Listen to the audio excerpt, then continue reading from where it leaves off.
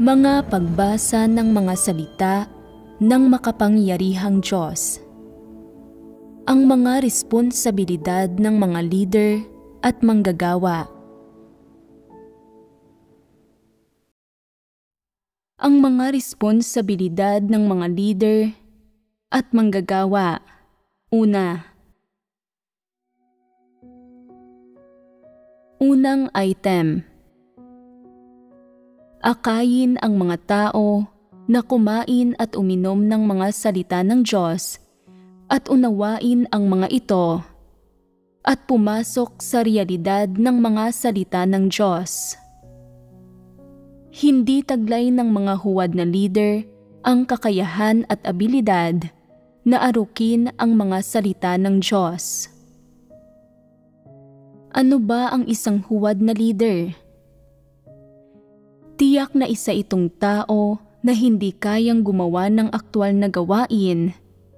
Isang tao na hindi nag-aasikaso sa kanyang mga tungkulin bilang isang leader. Hindi siya gumagawa ng anumang tunay o kritikal na gawain. Nag-aasikaso lang siya ng ilang pangkalahatang gawain at ng ilang paimbabaw na gampanin. Mga bagay na walang kinalaman sa buhay pagpasok o sa katotohanan. Gaano man karami ang ginagawa niya sa gawaing ito, walang halaga ang paggampan nito. Iyon ang dahilan kung bakit ang gayong mga leader ay itinuturing na huwad. Kaya paano ba talaga makikilatis ng isang tao ang isang huwad na leader?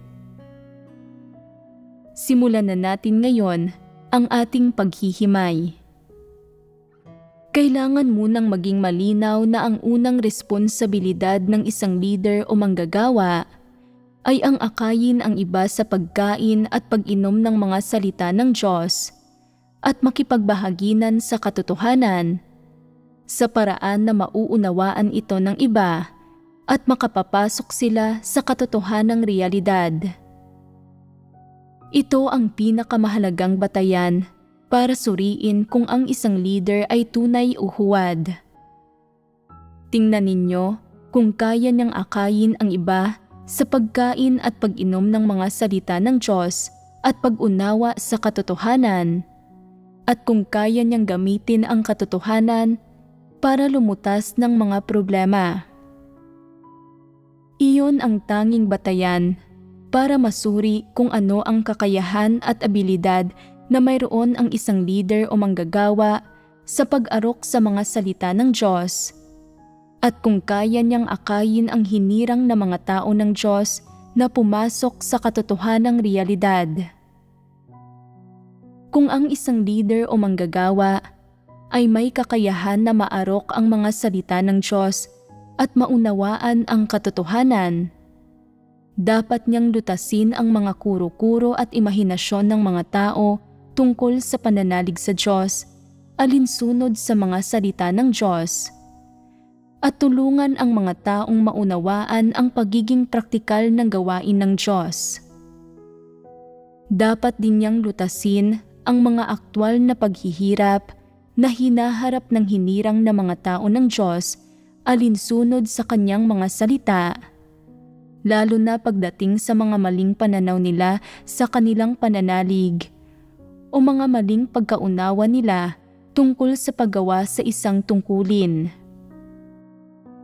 Kailangan din niyang gamitin ang mga salita ng Diyos para lutasin ang mga problemang nagpapamalas kapag humaharap ang mga tao sa iba't ibang pagsubok at kapighatian, at maakay ang hinirang na mga tao ng Diyos na maunawaan at maisagawa ang katotohanan at makapasok sa realidad ng kanyang salita.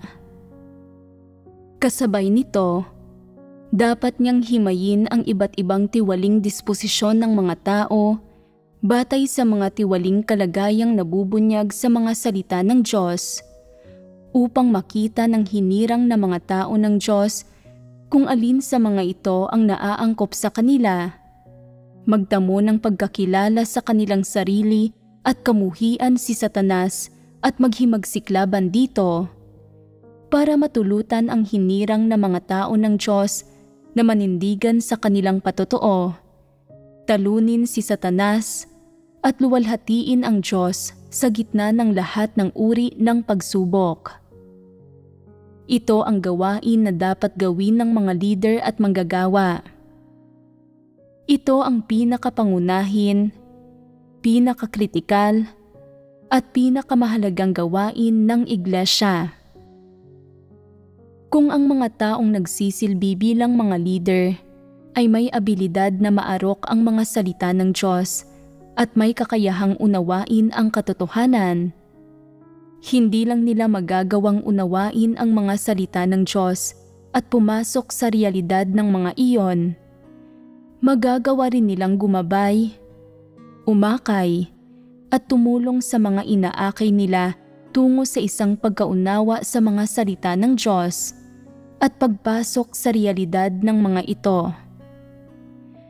Pero ang kakayahang maarok ang mga salita ng Diyos at maunawaan ang katotohanan, ang mismong wala sa mga huwad na leader.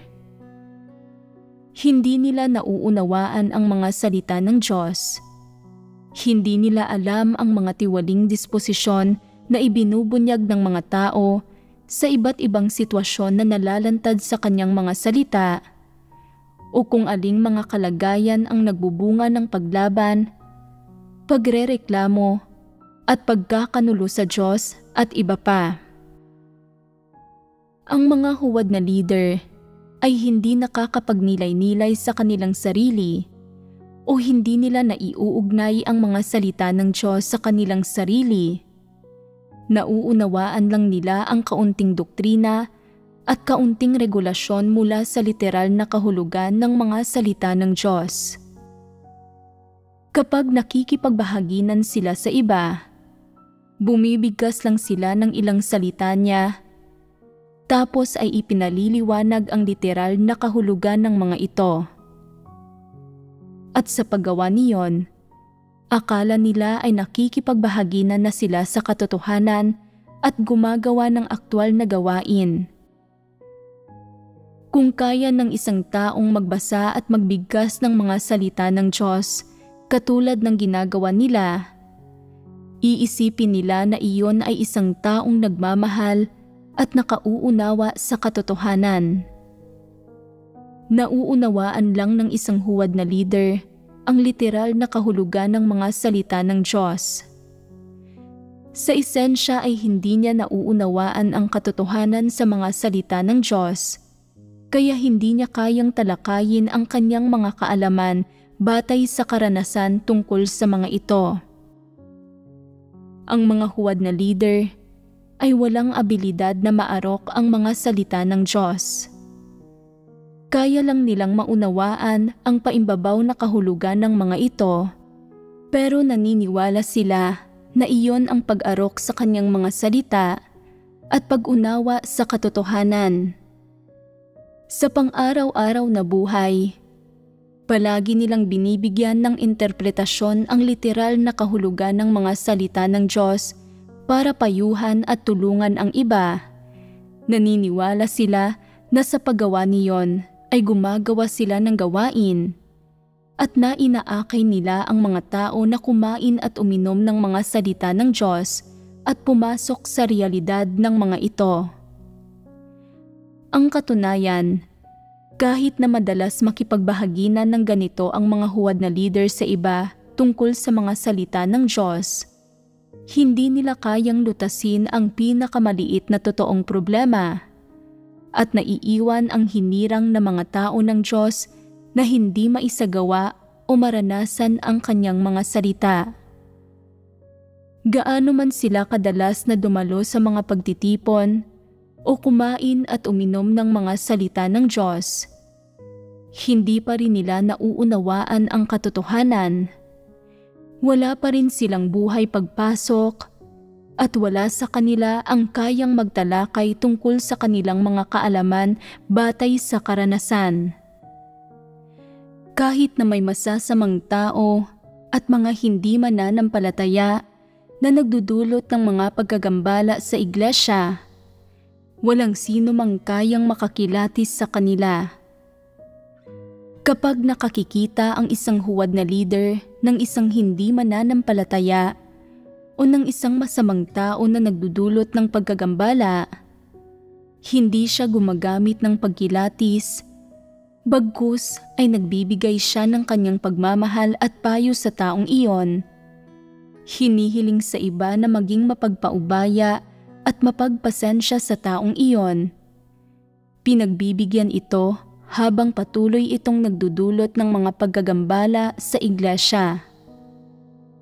Dahil dito, labis na walang ibinubunga ang bawat item ng gawain ng iglesia.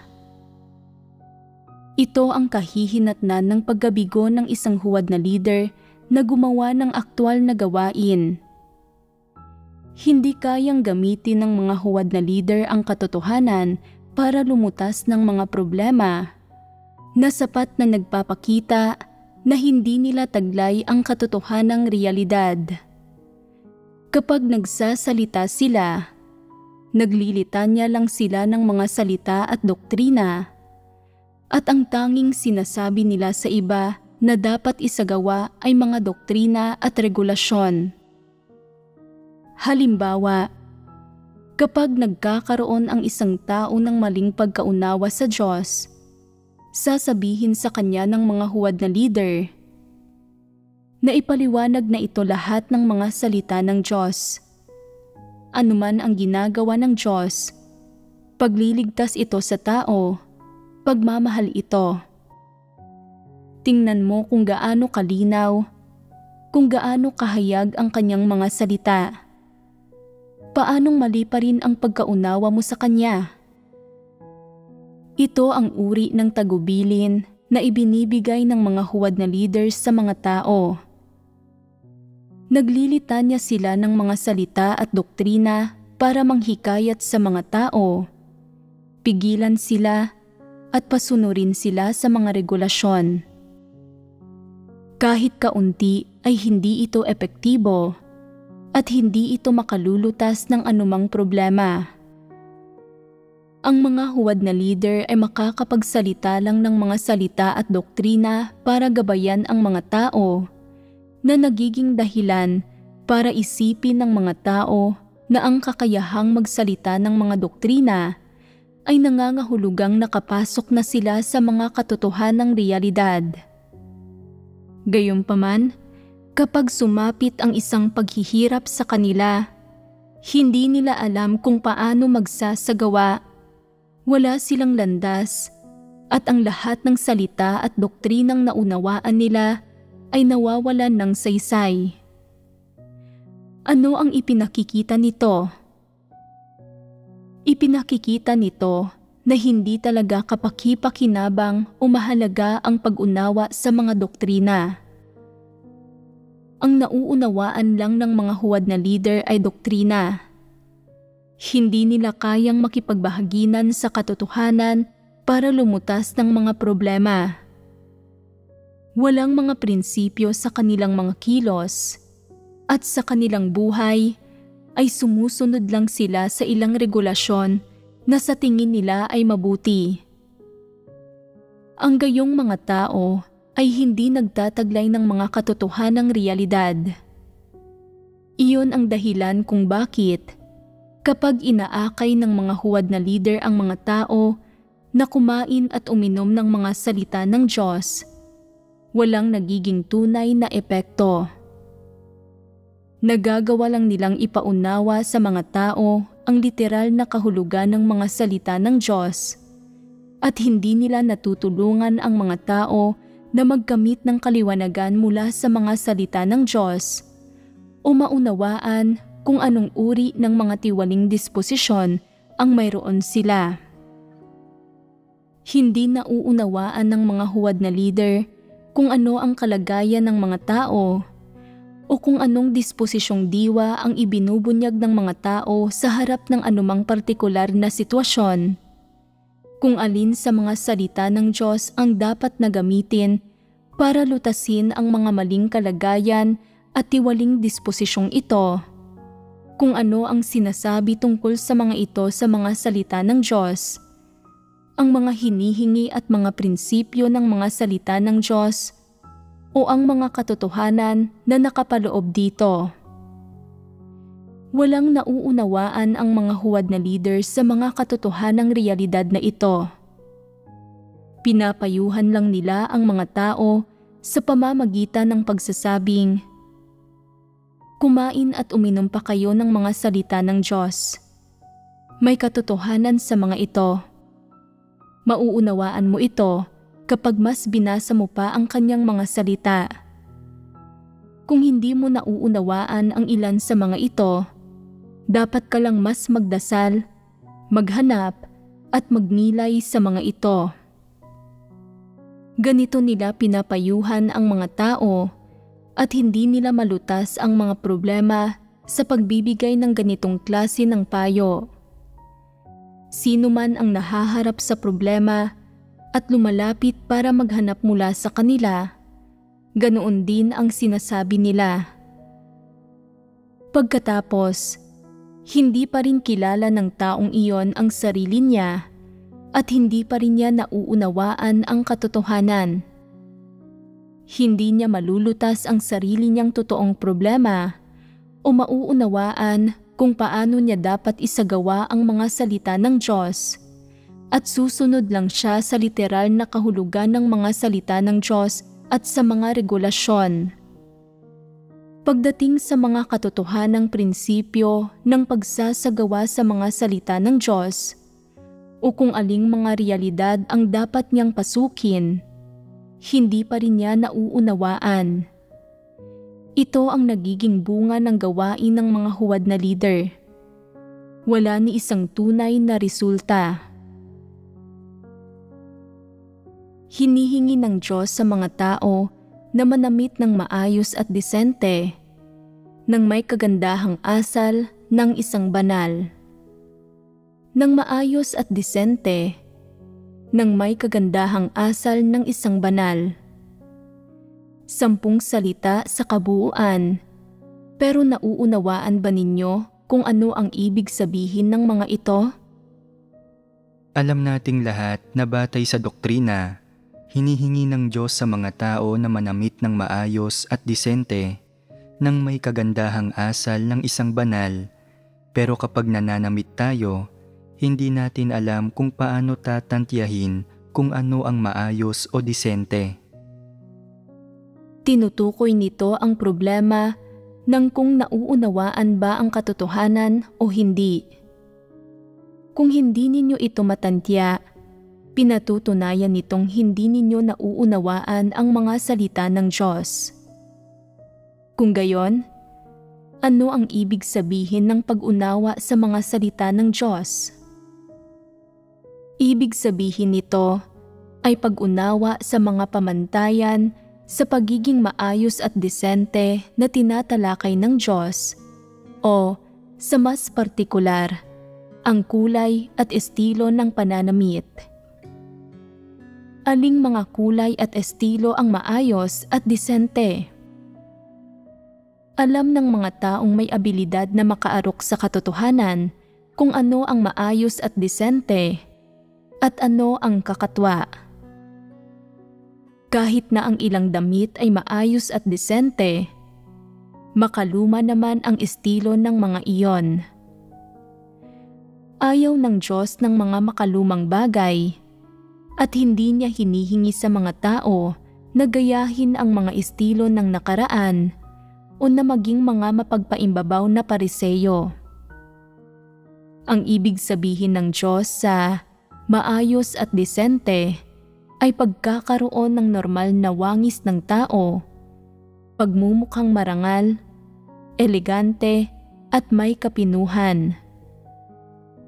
Hindi hinihingi ng Diyos sa mga tao na magsuot ng mga kakatuwang damit, ni magsuot ng mga sira-sirang damit na parang pulubi, kundi hinihingi niya sa mga taong manamit ng maayos at disente ng may kagandahang asal ng isang banal.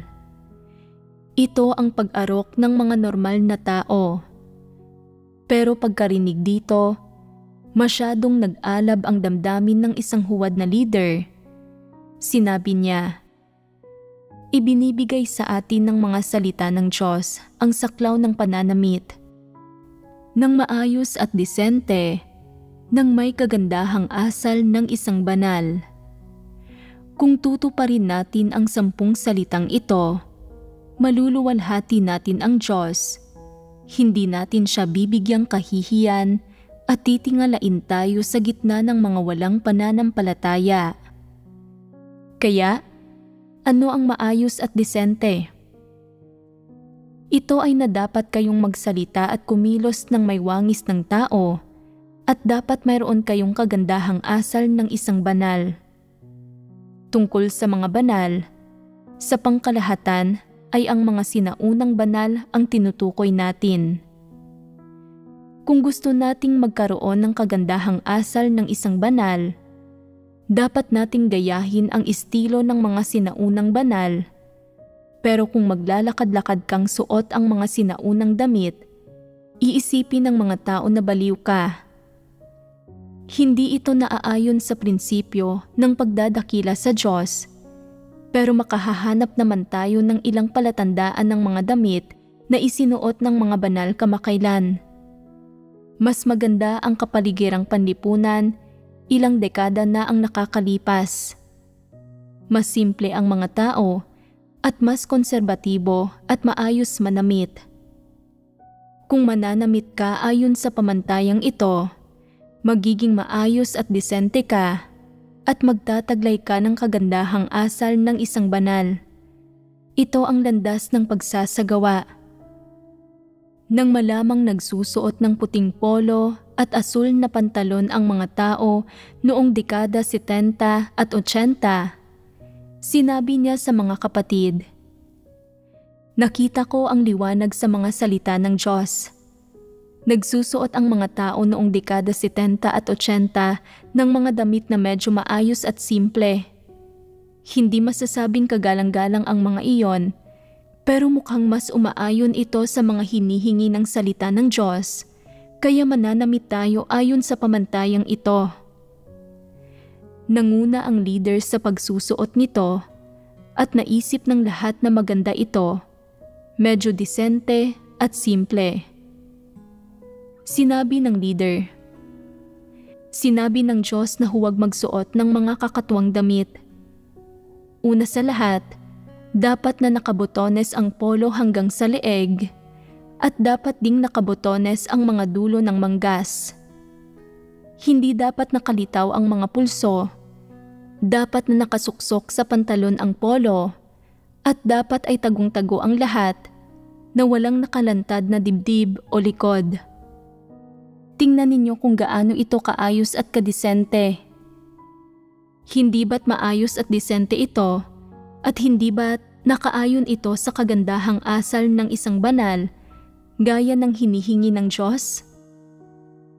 Masyadong nasiyahan ang leader sa damit na suot niya sa mismong sandaling iyon at kasabay niyon ay hiningi niya sa iba, "Masyadong moderno ang mga damit ninyo.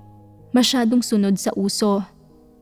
Nagdadala ang mga iyan ng kahihiyan sa Diyos at ayaw niya ang mga iyan. Lahat kayo, bilisan ninyo at magsuot kayo ng suot ko. Tularan ninyo ako." Sumunod ang mga taong walang pagkilatis. Naghahanap at nagsusuot ng di umano ay maayos at disenteng damit na nakaayon sa kagandahang asal ng isang banal, at inisip pa nga ng karamihan ng mga tao na mabuti ito. Pero may ilang taong nasuklam sa kanilang puso sa mga makalumang bagay na ito at naramdamang hindi nararapat ang paggawa nito at ang pagkaunawang ito sa mga salita ng Diyos ay baluktot. Kahit na hindi masabi ng malinaw ng mga taong ito kung tama ba o maling makinig sa leader, at hindi sila naglalakas loob na bumuo ng mga konklusyon, isinulong nilang huwag pikit matang sumunod sa nakararami. Naniniwala silang hindi lubos na tama ang sinabi ng leader at hindi nila ito sinunod. tanging ang mga hangal na iyon, ang mga taong iyon na walang abilidad na maarok ang mga salita ng Diyos, na hindi mismo nakabasa ng mga salita ng Diyos, ang sumunod sa anumang sinabi ng huwad na leader, at ginawa ang anumang ipinagawa sa kanila, paano man ito ipinagawa sa kanila. Sinunod nila ang huwad na leader at tinularan siya, nananamit sa parehong paraan kapag umaalis. Sa tuwing lalabas sila sa gitna ng mga tao, masyado silang nasisiyahan. Iniisip nilang, nananampalataya kami sa makapangyarihang Diyos at talagang may kagandahang asal ng isang banal ang kasuotan ko. Ano ba ang suot ninyo? Ang sagwa, ang moderno, ang buktot naman. Tingnan ninyo kami, wala kaming anumang ipinapakita. Akala nila ay kahanga-hanga sila. Bukod sa hindi napagtanto ng huwad na leader na maling interpretasyon ito sa mga salita ng Diyos, talagang inakala pa niyang isinasagawa niya ang mga salita ng Diyos at pagpasok ito sa realidad ng mga iyon. Ito ang ginagawa ng mga huwad na leader. Dahil kahit ang pinakasimple at pinakamadaling maunawaan sa mga hinihingi ng Diyos sa mga tao, hindi tunay na nauunawaan ng mga huwad na leader kung ano ang tinutukoy ng mga salita ng Diyos. Ang mga pamantayang hinihingi ng mga ito o mga prinsipyo. Kung ganoon, ay kaya ba nilang maunawaan ang sinasabi ng Diyos tungkol sa tiwaling disposisyon ng sangkatauhan o tungkol sa lahat ng uri ng kalagayan ng tao? Kaya ba nilang tumpak na malaman kung ano ang katotohanan dito? Siyempre, hindi. Hindi taglay ng mga huwad na leader ang abilidad na maarok ang mga salita ng Diyos. Alam lang nila ang sinabi ng Diyos mula sa literal na kahulugan ng mga salita ng Diyos, pero hindi nila nauunawaan kung anong mga katotohanan ang ipinapahayag ng mga salita ng Diyos, kung ano ang hinihingi ng Diyos sa mga tao, o kung anong mga katotohanang prinsipyo ang dapat maunawaan ng mga tao. Sa makatuwid, kapag nagbabahagi sila tungkol sa mga salita ng Diyos, gumagawa lang sila ng ilang literal na interpretasyon ng mga iyon at nagbibigay sa mga tao ng ilang patakaran, ilang panuntunang susundin. Ginagamit ang mga ito para patunayang nauunawaan din nila ang mga salita ng Diyos at nakagawa sila ng gawain. Iniisip pa nga ng ilang huwad na leader na malinaw na ang mga salita ng Diyos, na ang mga tao ay palagi lang nabibigo na kainin at inumin ang mga iyon o magsikap.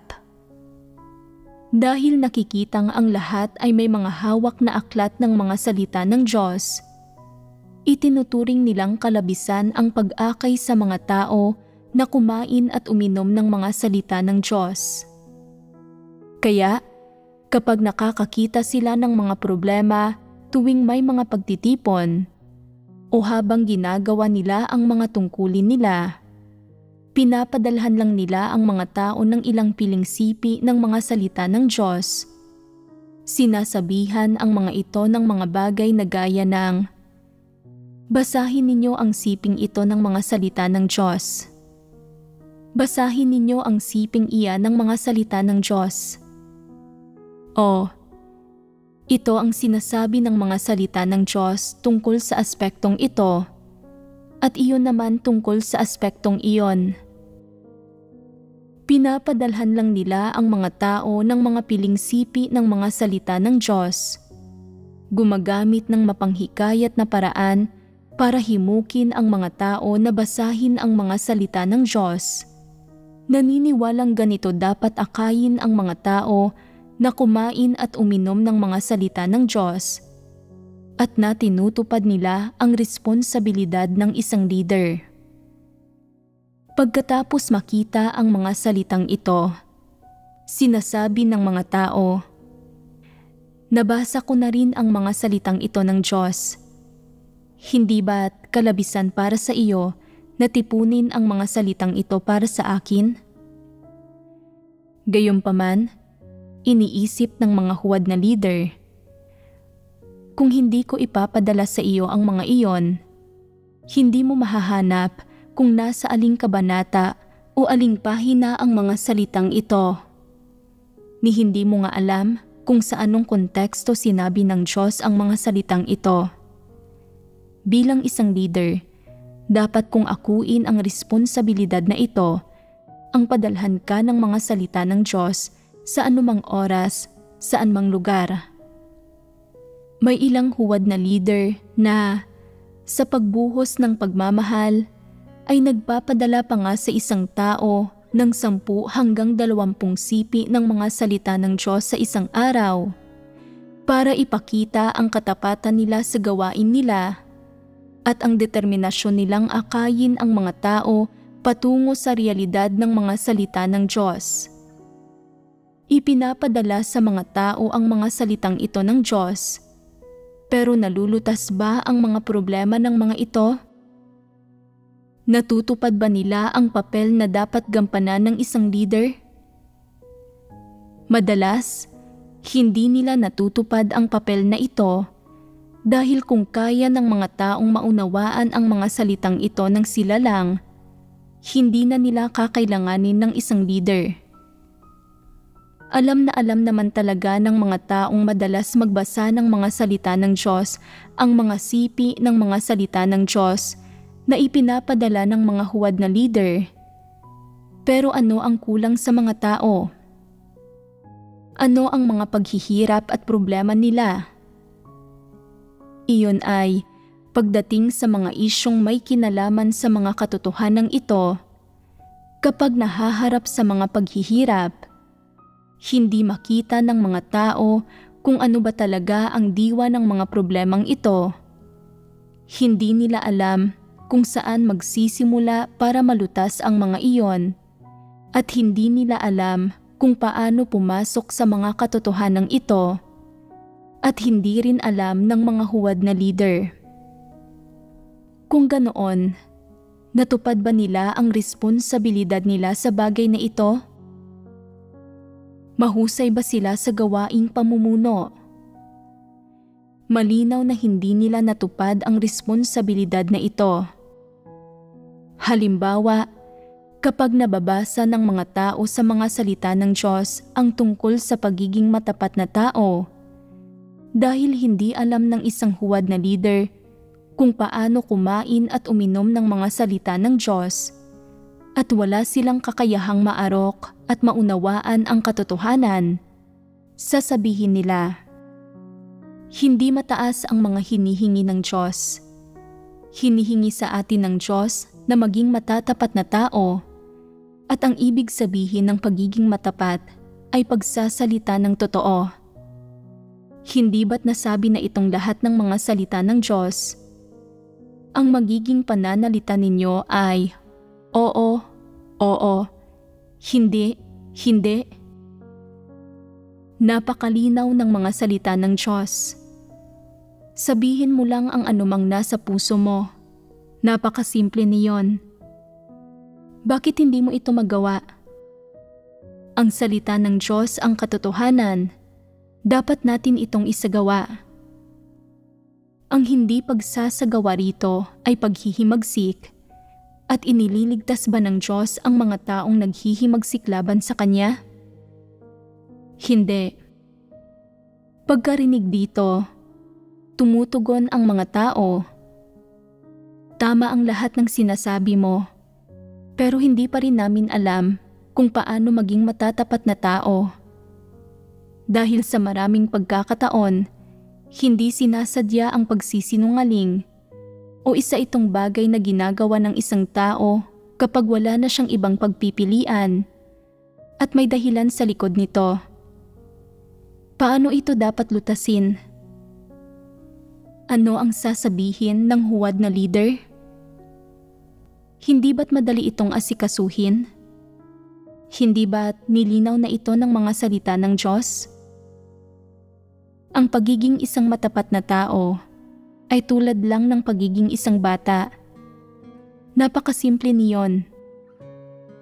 Kahit ilang taon ka na, hindi mo ba kayang maging tulad ng isang bata? Tingnan mo lang kung paano umasal ang mga bata. Pagkatapos ay iniisip-isip ng tagapakinig. Ang mga pangunahing pag-uugali ng isang bata ay pagiging walang muwang at masigla, palundag-lundag, pagiging immature, at hindi pagkakaunawa sa maraming bagay. Dahil sinabi ng leader, gagawin ko ito sa ganitong paraan. Kinabukasan, itong taong lampas 30 o 40 taong gulang na ay nagtali ng buhok niya sa 2 maliliit na tirintas, nagsuot ng kulay rosas na headband at mga ipit sa buhok, nagsuot ng kulay rosas na damit, sapatos at medyas, nagsuot ng puro kulay rosas. Pagkakita rito, sinabi ng leader, "Tama iyan. Maglakad ka na mas parang bata, palundag-lundag. Magsalita ka ng mas inosente na gaya ng isang bata. Walang kabuktutan ang mga mata at may ngiti sa iyong mukha. Hindi ba't pagbabalik ito sa pag-uugali ng isang bata? Ito ang pag-uugali ng isang matapat na tao."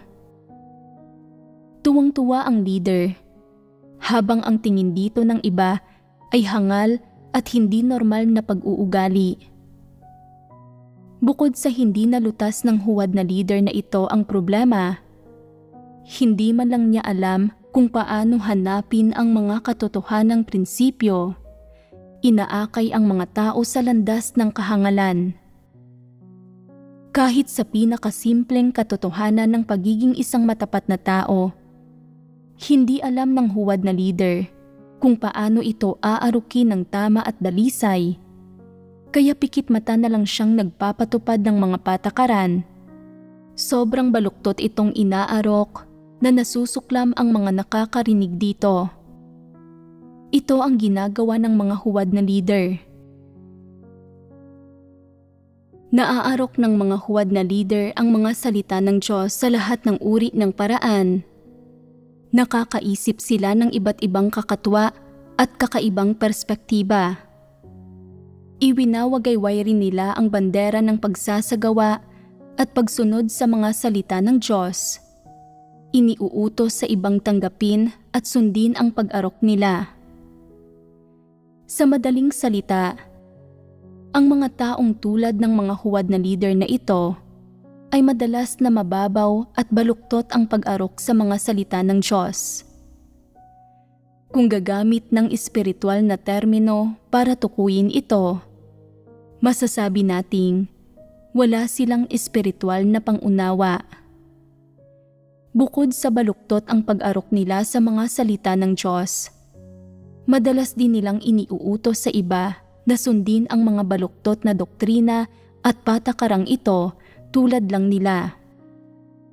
Samantala, ginagamit nila ang baluktot nilang pag-arok para kondinahin ang mga taong may dalisay na pag-arok sa katotohanan. Dahil walang espiritual na pangunawa ang mga huwad na leader na ito, hindi nila sinisiyasat at sinusuri ang mga salita ng Diyos gaya ng ginagawa ng mga antikristo. Sa panlabas, mukhang hinaharap nila ang mga salita ng Diyos nang may malaaliping saloobin na kumain at uminom at tumanggap. Gayunpaman, dahil sa mahina nilang kakayahan at kawalan nila ng abilidad na maarok ang mga salita ng Diyos, itinuturing nila ang mga salita ng Diyos na para bang aklat pampaaralan ang mga iyon. Pinaniniwala ang sumusunod ang mga salita ng Diyos sa lohika ng ang isa dagdagan ng isa ay 2, ang 2 dagdagan ng 2 ay 4. Hindi nila alam na ang mga salita ng Diyos ang katotohanan. At para makapasok sa realidad ng mga salita ng Diyos, dapat maunawaan ng isang tao kung ano ang tinutukoy ng mga katotohanang sinasabi sa mga salita ng Diyos at kung ano ang iba't ibang kalagayan at nilalamang kalakip ng mga katotohanang ito. Kapag inaarok ng iba ang mga salita ng Diyos sa isang masyadong konkreto at praktikal na paraan, itinuturing nila itong paimbabaw at hindi karapat-dapat pakinggan. Sinasabing, nauunawaan ko ang lahat ng ito. Alam ko ang lahat. Ang sinasabi mo ay malinaw nang naipaliwanag sa mga salita ng Diyos. Bakit kailangan mo pa itong sabihin? Ang totoo, hindi nila alam na ang tinatalakay ng iba ay may kaakibat na partikular na nilalamang may kaugnayan sa mga katotohanang nasa mga salita ng Diyos. Dahil ang mga huwad na leader na ito ay walang espiritual na pangunawa at hindi nagtataglay ng abilidad na maarok ang mga salita ng Diyos, iniisip nilang ang lahat ng katotohanan ay halos magkakapareho, na walang mga partikular na pagkakaiba sa mga isyong tinatalakay ng mga katotohanan. Pinaniniwalaan nila na sa kabila ng walang tigil na pagtalakay sa mga bagay na ito, halos iisang isyu lang ang lahat ng iyon.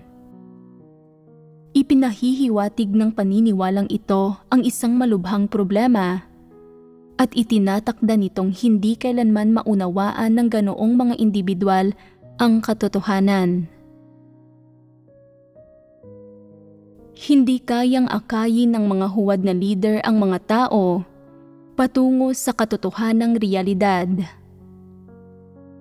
Ngayon, may mga individual na mahusay ang kakayahan at may abilidad na umarok na nagkaroon na ng kaunting karanasan at pagpasok sa mga pangunahing salita ng Diyos at nagtataglay ng kaunting katotohanang realidad.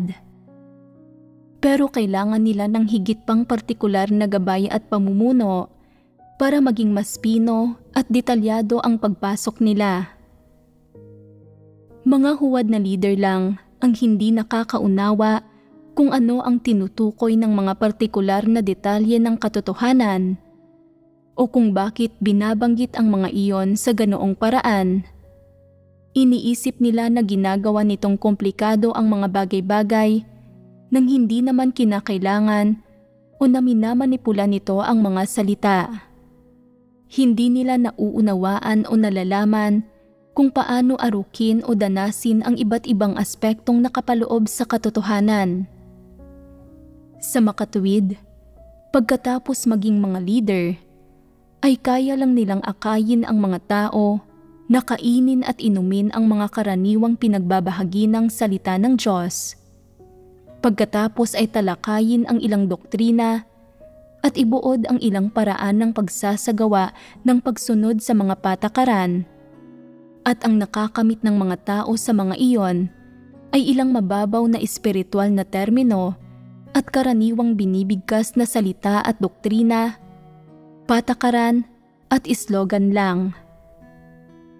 Para sa mga bagong mananampalataya, pwedeng kahit papaano ay sumapat sa loob ng 1 o 2 taon ang mga pangangaral ng mga huwad na leader. Pero pagkalipas ng 1 o 2 taon, ang mga taong nakaunawa na ng ilang katotohanan ay magsisimula ng makakilatis sa mga pahayag at pamamaraan ng mga huwad na leader. Para naman sa mga taong fundamental na walang abilidad na umarok, kahit paano pa mangaral ang mga huwad na leader, wala silang nararamdaman, wala silang kamalayan, at hindi nila napapagtanto na ang ipinangangaral ng mga leader na ito ay mga salita at doktrina lang, at na ang nauunawaan nila ay mga hungkag na teorya, slogan, at patakaran lang na talagang hindi ang katotohanan. Batay sa mga pagpapamalas na ito, Kaya bang tuparin ng mga huwad na leader ang responsibilidad na akayin ang mga tao na kumain at uminom ng mga salita ng Diyos at unawain ang mga ito at pumasok sa realidad ng mga salita ng Diyos? Kaya ba nilang tuparin ang papel na ito? Kaya ba nilang tuparin ang mga responsibilidad nila? Hindi. Bakit hindi nila kaya? Ano ang pangunahing issue? Ang ganoong mga tao ay walang espiritual na pangunawa at hindi kayang arukin ang katotohanan. Wala silang espiritual na pangunawa at hindi nila kayang arukin ang katotohanan, pero gusto pa rin nilang pamunuan ang iba. Napaka-imposible nito. Ang asahan ang mga huwad na leader na akayin ang mga tao na maunawaan ang mga salita ng Diyos at makapasok sa realidad ng mga salita ng Diyos ay katulad ng pagtatangkang ipako ang isang gulaman sa dingding. Imposible itong mangyari. Halimbawa na lang, ang pagiging matapat na tao. Medyo simple ang mga salita ng Diyos tungkol sa puntong ito. Ilang pangungusap lang ang mga iyon, hindi komplikado. Alam ng sino mang may kaunting pinag-aralan kung ano ang ibig sabihin ng mga salitang ito. Pero para patunayang kaya nila ang gawain at kaya nilang pamunuan ang mga tao, nagpapaliwanag ang mga huwad na leader batay sa mga salita ng Diyos. Ano ang kabuluhan ng hinihingi ng Diyos sa mga tao na maging matapat? Ito ay na ang pagiging matapat na tao ang gustong-gusto ng Diyos. Ang mga walang pananampalataya ay hindi matatapat. Hindi sila nagsasabi ng totoo at pawang mga kasinungalingan at nakakalinlang na salita ang sinasabi nila. Ang buong mundo ay isang malaking bayan ng kasinungalingan. Sa makatuwid, ang unang bagay na iniuutos ng Diyos nang pumarito siya ngayon ay ang maging matapat ang mga tao. Kung hindi ka matapat na tao, hindi ka mamahalin ng Diyos. Kung hindi ka matapat na tao, hindi ka maliligtas ni makakapasok sa kaharian. Kung hindi ka matapat na tao, hindi mo maisa sa gawa ang katotohanan at tiyak na isa kang mapanlinlang na tao. Kung hindi ka matapat na tao, hindi ka pasok sa pamantayan bilang isang nilikha. Nauunawaan na ba ninyo ngayon kung paano maging matapat na tao? Pagkatapos ng lahat ng iyon, hindi pa rin ito malinaw. Pagkarinig dito ng mga bagong mananampalataya, pakiramdam nila ay maganda ang mga salitang ito. Isang bagay na hindi pa nila naririnig sa 20 o 30 taon nila sa relihiyon. Sinasabi pa nga ng ilan, makapangyarihan ang mga salitang ito. Ang bawat pangungusap ay karapat-dapat sa isang Amen. Napakaganda ng sermon na ito. Isa talaga itong sermon ng kapanahunan ng kaharian. Pagkatapos ay nagpapatuloy ang mga huwad na leader. Hinihingi sa atin ng Diyos na maging matatapat na tao. Kaya matatapat na tao ba tayo? Pinagninilayan ito ng ilan. Dahil hinihingi sa atin ng Diyos na maging matatapat na tao, ibig sabihin nito ay hindi pa tayo matatapat na tao. Ang ilan ay nananatiling tahimik, iniisip na, itinuturing ko ang sarili kong medyo totoo. Hindi ako kailanman nakikipag-away sa iba at kapag nakikipagtransaksyon, hindi ako nangangahas na mandayan ng sinuman. Minsan, kung medyo makakapagsamantala ako, ni hindi ako makatulog sa gabi. Matapat na tao ba ako? Palagay ko ay taong totoo ako. At hindi ba't pareho ang ibig sabihin niyon sa pagiging matapat na tao? Sinasabi ng iba, likas na hindi ko kayang magsinungaling. Namumula ang mukha ko sa tuwing magsasabi ako ng hindi totoo. Kaya malamang na matapat na tao ako, hindi ba? Pagkatapos ay idinadagdag ng mga huwad na leader. Matapat na tao ka man, dahil hinihingi sa atin ng salita ng Diyos na maging matapat, kailangang maging matapat na tao ka. Kung kikilos ka ayon sa mga salita ng Diyos, isa kang matapat na tao.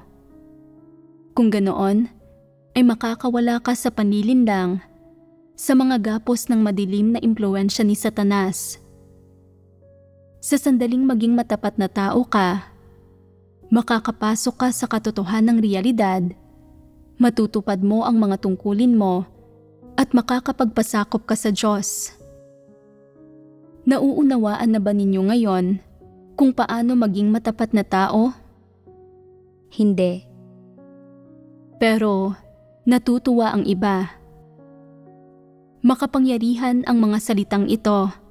Amen. Tama ang bawat pangungusap.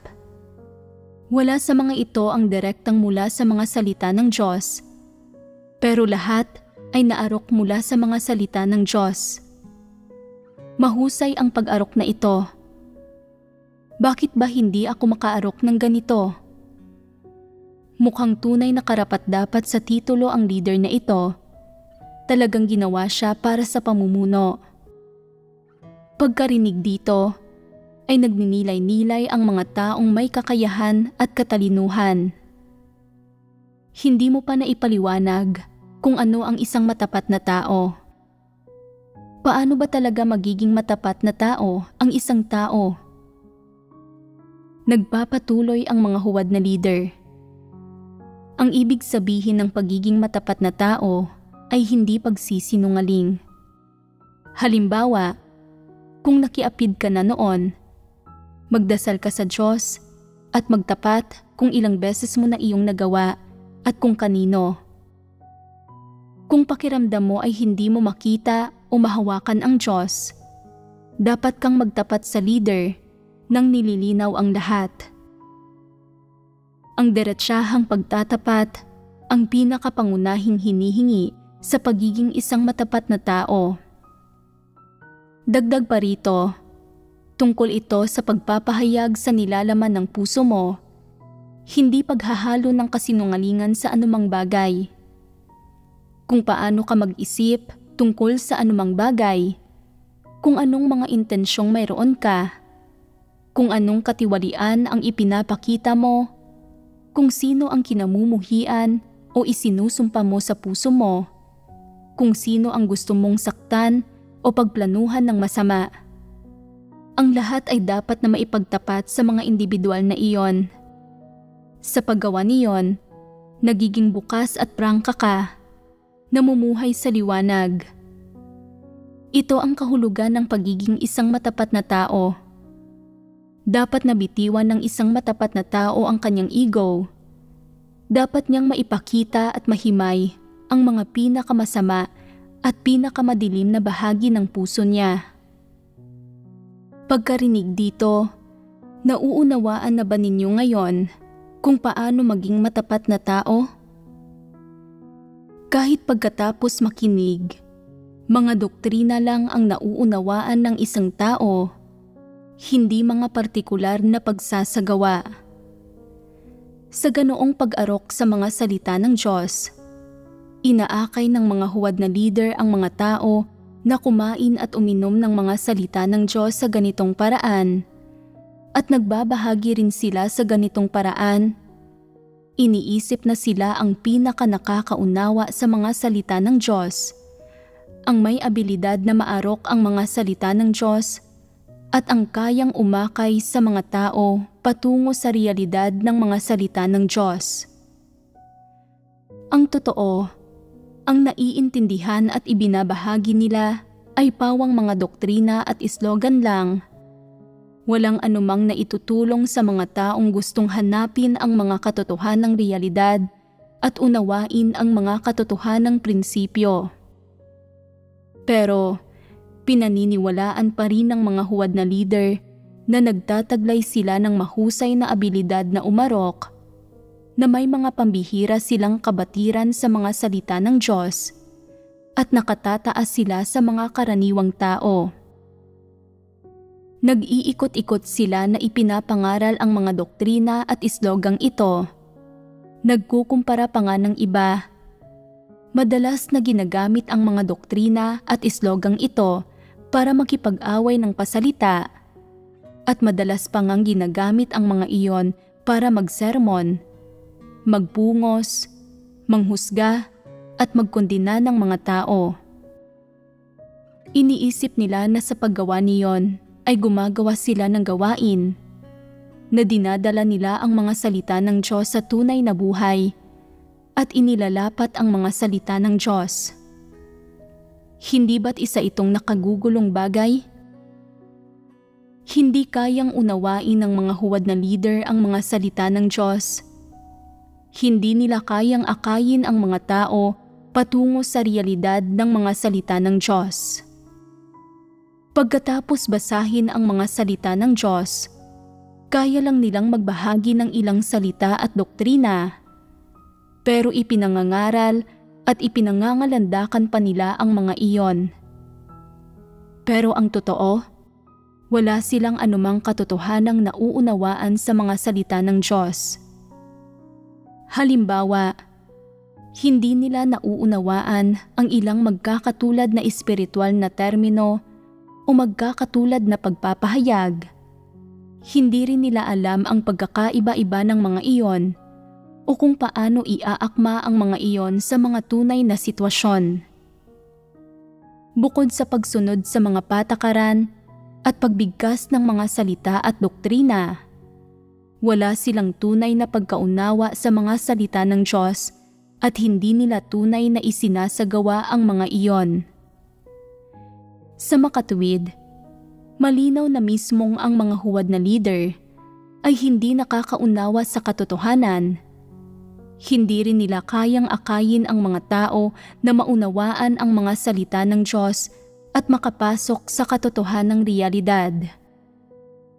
Naipakita na natin ito gamit ang halimbawa ng pagiging isang matapat na tao. Dahil hindi alam kung paano uunawain ang katotohanan ng pagiging matapat na tao, ginagamit na lang ng mga huwad na leader ang pagbigkas sa mga salita at doktrina at pangangaral ng mga islogan. Inililihis ang mga hangal at mga taong naguguluhan na iyon na walang espiritual na pangunawa. Iniiwan silang nalilito.